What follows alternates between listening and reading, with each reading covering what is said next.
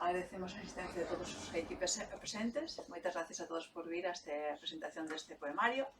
Sobre todo gracias a ti por dirixir a nosa librería para presentalo. Moitas gracias. Isto naceu na Coruña no ano 77. Está vencellado co Concello de Bóveda. Vive, porque a súa mãe era dunha parroquia do Lau, que é Rubián. Bueno, el é de aquí da zona, non? Entonces, no ano 2022, presentase un certame de poesía en Bóveda, por as letras galegas, foi o gañador que saliu do certame. Entón, a raíz de aí, de ganar ese premio, pois a pregunta é, a raíz de aí, que aconteceu? Digamos que, dixen, jolín, pois, bueno, valideime a mí mesmo e dixen, pois, oye, pois, a mellor non o fago tan mal. Bueno, empecé a animarme a escribir porque levaba tempo sin facelo. Se te presentabas a algún certame máis? Non, que va. Era a primeira vez que te presentabas a un certame poético? Sempre escribí nos apuntes da carreira, nos bordes e nas partes de atrás. O que escribía era un libretiñas que tiña na casa, pero nunca escribía en plan para pensar en ganar un concurso ou o que fora, non? A verdade é que non... Bueno, empecé, mandei algo, sí, algún anterior creo que mandei tamén, un par deles máis, así... Certame máis. Pero sí, pero bueno, non tive ningún premio, solo recibí un premio ali, en Bóveda. Pois está con nos aquí tamén, Xosé Casar, que foi o que lle fixo o prólogo do libro a Roberto. Un prólogo que, bueno, xa o veredes, espectacular, maravilloso. Bueno, estaba contándonos que no certame de poesía de Bóveda das letras galegas, pois tamén se presentou Xosé Casar e el quedou de segundo. Entón... Despois nos León xa me ganou sempre. Sí, bueno, porque despois dese certame o que pasou foi que, por iniciativa de Xosé Casar, trasladou uns eventos que se estaban realizando nas cidades, en Barcelona e en outras cidades de España, a Bóveda para crear como un evento cultural na aldea, non? E fixemos un colectivo entre varias persoas para que así fose, para convertirlo en realidade. E a partir de aí, pois, intentar participar no certame de slam poético de España, que no primeiro ano non podemos facelo, pero ahora xa nesta segunda edición xa vai a sair unha persoa que vai a participar a nivel nacional.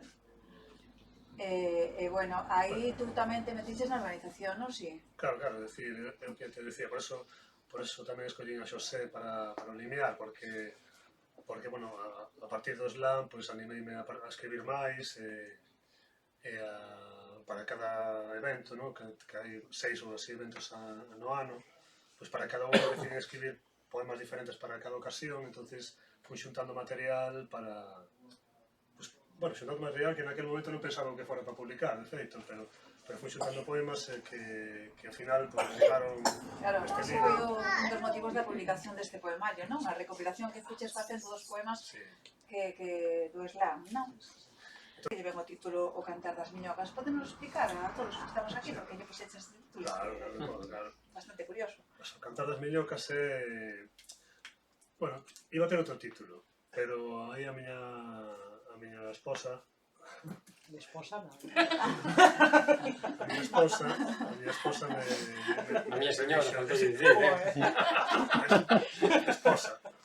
Dicía, poesía e música están moi vencellados, non? E eu penso que como as miñocas participan no ciclo vital de renovación da materia orgánica, non? Entón, pois, como todos estamos interconectados, as miñocas seguramente participaron no proceso de que eu este aquí hoxe en día vivo, non? Ver a fertilidade da terra, ca que me alimentei eu, ca que se alimentou a miña familia, e agora mesmo estou eu aquí, pois, escribindo, recitando, cantando. De alguma maneira son as miñocas, ao final as que están cantando tamén. Pois non sei se queres explicarnos, porque o poemario divídese en 3 partes. En 3 partes, pois porque, bueno, me gusta falar dos ciclos da... Bueno, todo é cíclico, non? Como falaba das miñocas que participan no ciclo de renovación da materia orgánica. Todo isto, pois igualmente o libro é cíclico, non? Empeza falando da vida, digamos, bueno, así, de quedarnos maravillados ca natureza, ca vida, non? Despois, nunha parte intermedia, fala bueno, tamén das cousas que están pasando negativas, non? Con respecto á natureza, non? De como o ser humano tamén está desconectado da natureza, como a perxudica, se perxudica a si mesmo, non? E finalmente, hai unha parte máis etérea, máis mística, que fala do propio misterio da vida, de como estar maravillado ante estar presentes aquí hoxe, por exemplo, non? Que é algo para min misterioso e máxico, non? Entonces, pues, bueno, o último poema é un poema que fala de relacionamentos absolutamente, porque fala da miña filla Loia. Entón, pechamos o ciclo así, que todo sigue eternamente. Entón, bueno, vamos ler un poemiña da primeira parte. O xogo, para que preste, ten que ser divertido. Compre, xa que logo, saír de dentro a facer amigos. Eu viñen neste mundo a crear unha tribu. Viñen facerlle o humor os días pálidos en canto asoman a patiña por baixo da porta, e viñen chorar a peito ofendido se o piden as formigas. Para que preste, é requisito indispensable aprender a morrer de cores e outonos como fan as devesas, e axuda moito, sen lugar a dúbidas, coller aos carceleiros no intre xusto e chiscarlles un ollo máxico, para así brindarlles unha eternidade inteira de permiso para facer filloas, ou para que soplen forte os días de papaventos. Para que preste, é aconsellable aprender a ser movedor de montañas fracasado, buscar a complicidade no sorriso dos esqueletes e por riba de calquera outra cousa escoitar sen límites aos pardais chiando a lona figueira. Será divertido. Gracias. E, bueno, vamos ler o poema que ganou o premio do Concello de Bóveda. E fomos quedando sen lobos, pero ahogando seguía sen dar cartos. E fomos quedando sen incómodas moscas que espantar, pero apareceron outras molestias máis molestas. Enchémonos de razonamentos máis razoables, pero as troitas escapaban cara lugares máis incomprensibles. Chegamos ao punto de non ser capaces de reciclar tanta avaricia, tanta que nun descuido asolagou bosques encantados enteiros, reducíndoos a ringleiras de espantallos. Somos a criatura máis avanzada, somos a criatura máis poderosa. E fomos quedando sen alfombras, sen fame, e ao mirarnos ao espello pareceu un deserto sen area. Acto seguido, recuas de salvadores de mundos puxéronse a esnifar verde, cada un con cada súa solución e con cada un seus seguidores. Intelixentes e guapas salvadoras de selvas choraban mentre os orangutáns resistían o embate das máquinas das pantallas LED, guardados en CDs e nas memorias USBs. Os indios loitaron, e fomos quedando sen indios. O pobo, anestesiado, non o viu vir. A última pregunta foi: como puidemos devorar aos nosos propios fillos sen tan sequera lembrarnos de saborealos? Sí. E, bueno, finalmente, vou ler un poema da última parte, que ten un toque así máis místico, e que moitas veces vemos a vida como unha despedida, non? Ahora que estou nunha edade xa intermedia, xa empezo a ver a morte máis cerca, ainda espero que me queden moitos anos, pero empezas a pensar nesos temas, non? E en vez de verlo todo como unha eterna despedida, non? Porque pensas, sí, son un pouco así hipocondríaco, e a veces penso na morte bastante. Pois quixen darlle unha volta, en vez de pensar como que a vida é unha despedida, quixen vela como un eterno encontro, non? O poema di así: que vos podo contar que non saibades? Gustaríame poñer un micro aberto en cada mente, gustaríame xubilar os centinelas dos nosos muros e poñelos a sementar encontros. Teño que recoñecer que eu tamén quixen salvar o mundo, vaya tolemia miña. Eu, que nin sequera son capaz de deixar a cama feita polas mañás. Agora tan só aspiro a xogar un chisco co que vive baixo a máscara que levo posta. E xogando, vou descubrindo que cada segundo, que iramos ou non, sexamos conscientes ou non, as nosas máscaras non poden evitar o eterno encontro. Non poden evitar que fagamos o amor, aínda que sexa con torpeza, aínda que sexa con soberbia, con raiva, aínda que a Terra viaxe a 30 km por segundo por o universo adiante. Ninguén pode evitar que todos os días sexan parto. Xa sei que moitas veces é doloroso, pero o encontro sucede na humildade de sabernos vulnerables, de sabernos efémeros. Acontece por entre os buratiños deste escaparate de plástico, escápase a todo control e colle forza por entre os megapíxeles estridentes, aparentemente mortos.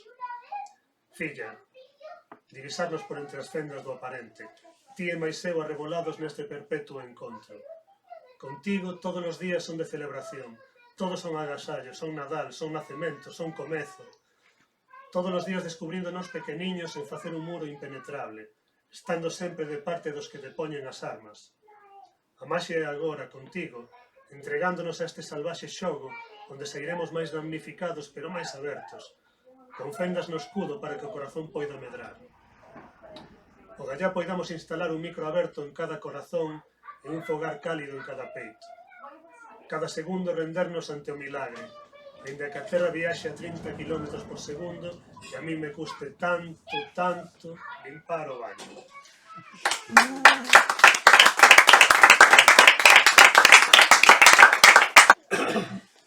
As vacas gustan moito, certamente.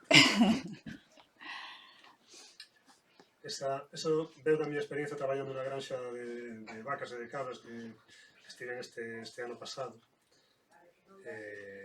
Bueno, pois a verdade é que vin de outra maneira tamén ese mundo, non? Que mirar unha vaca dende todas as arestas. Dende a vaca que fai mu dos contos infantís que tanta graza lles fai aos cativos, até a vaca crotal 78-60, xeitosa, boa femia. Esta librouse do matadoiro.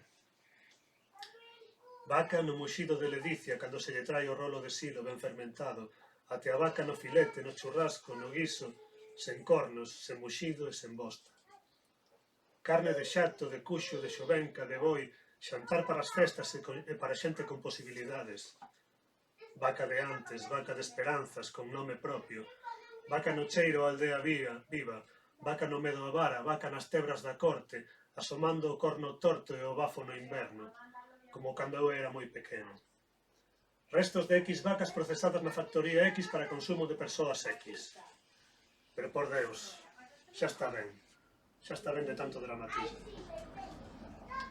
Confeso que onte un becerro mirou para min con curiosidade e desconfianza. Achegueime a cariñalo e estaba quente. Logo, de súpeto, asustouse e saiu trotando e dando chimpos a toda velocidade.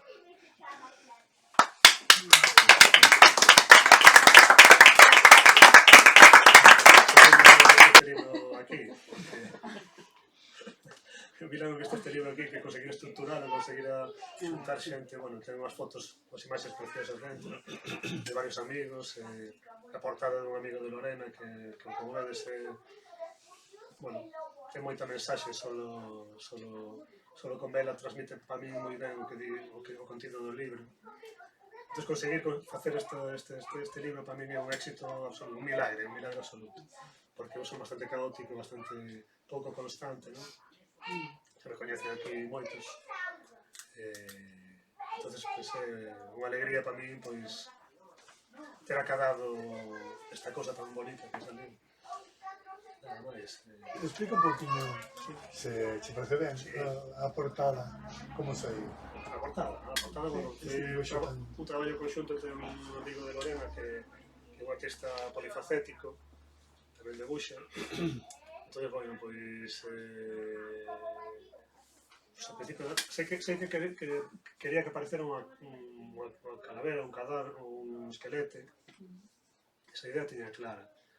Entón, empezamos traballando na idea de unha calavera con follas de carballo nos ollos, pero vimos que non funcionaba, entón fomos dándolle voltas. El quería facer todo a trazo continuo sen cores, pero quería que o Carballo aparecese claro, ¿no? Entón, bueno, fomos, pues sí, traballando entre ideas que me aportaba él e ideas que cando él me mandaba os debuxos correxía, pues foi así seguindo un gran debuxo, verdade, sí. Estou moi agradecido, verdad que... Bueno, él vive en Alemania, por certo. E nada, pues... Robo, ¿y los poemas Sí. que vienen en el libro, que has puesto en el libro, de qué periodo de tu vida son? Mira, a maioría son novos, pero algún recuperado de atrás, de alguna punta que teña en alguna libreta. Por exemplo, pois un cortiño, sí, algúns que teña de, pues, mellor de 5 anos para atrás, sí. Este vai un que incluso pode ser máis antigo. O de sentido común pode ser mellor de hai 8 anos ou 10 anos. Que para mí é tamén un poema moi querido, que é así: sentido común tiño a veciña do sexto, pero un día tropezou e foi dar ca cabeza na taza do váter xusto a mañá que madrugara tanto para que Deus a axudase. Sentido común tamén o tiña aquel profesional tan competente até que as arañas teceron entre os seus dentes tanatorios de bailadoras. Si, tamén eu rabuñei a miña pel na busca dil, sequei a miña llauga para que alguén modera, pedino a granel e en dosis homeopáticas, e polo camiño coñecín unha chea de bocois de viño. E mentres todo isto sucedía, nalgún lugar, a astronauta fodía intercambiando fluidos ilóxicos e as cores de dentro atravesaban as liñas inexistentes asoballando o todo. E por esa mesma razón, xusto nese intre, soou a pandeira e fallou o cálculo. Xusto nese intre, o pai rosmou tentando evitar a eclosión, pero foi un fracaso anunciado. Xusto nese intre, os pesadelos insistiron en asinar a paz. Sen rozamentos, sen esperalo, ledicia. Sentido común tiña o veciño do sexto. Bueno. O doble sentido, as dobles intencións nos poemas figuran en casi todos eles e un certo punto de retranca tamén. Sí, no, a verdade que... Moi ben logrado, quero dicir. Sí, eu supoño que un pouco de sentido de humor sempre... Fai falta. Sempre aquí o profesional do humor que temos. Exactamente. Tarde, igual que lo has contado, pero ¿cuál ha sido tu motivación a decidirte a publicar? Pois, mira, xa tiña uns poemas aí, xa pensaba, pois, antes de... Mira, pensaba antes, pero non estaba convencido do nivel dos poemas que tiña, non estaba convencido, decía, bueno, os poemas me gustaría publicar, pero non vexo que teña nivel, entonces, pois, a partir de escribir para o slam, e ver que iba xuntando material, e pois isto hai que compartirlo, as cousas, pois, non sei, a parte do feedback positivo que recibí de moita xente, pois de Lorena tamén, claro, obviamente, pois decidí que merecía pena ser compartido, non? Pois porque, pois é unha cosa que quería decir antes, claro, sí, que as cousas está moi ben que as escribas para ti, pero compartidas gañan sempre, como dicen, o único que medra cando se comparte é o amor, non? Pois isto é algo parecido. Isto é fermoso, escribilo fermoso, pero compartilo moito máis. Bueno, pero moitas gracias por estar todos aquí. Entra unha pregunta máis. Bueno, Dende que che sai escribir, dende que che sai, e o que che saíra, sempre foi o galego a lingua de expresión ou compartixe co castelán? Vamos a ver. Eu sou unha persona condicionada polo meu pai. Meu pai é un galeguista redomado, entonces... Podía ter provocado o contrario tamén. También. A veces pasa. Sí, bueno, noutras cosas... Pero bueno, aí comenceu, ¿eh? Ai, sí? No, pasa que no. A verdade é que o natural é que cando toda a tua familia fala en galego, pois o natural é escribir na lingua que te comunicas. Todos os meus avós falaban en galego, todos os meus pais... Bueno, claro... Sí que é certo que eu falei castelán na adolescencia, Coruña, porque na Coruña realmente pues todos os meus amigos falaban en castelán, pero na casa sempre falei galego. Pero non descarto escribir en castelán en algún momento, non é algo que me preocupe demasiado, pero sí, desde logo creo que se escribir en castelán serían uns poemas totalmente distintos, de outra temática, de outra...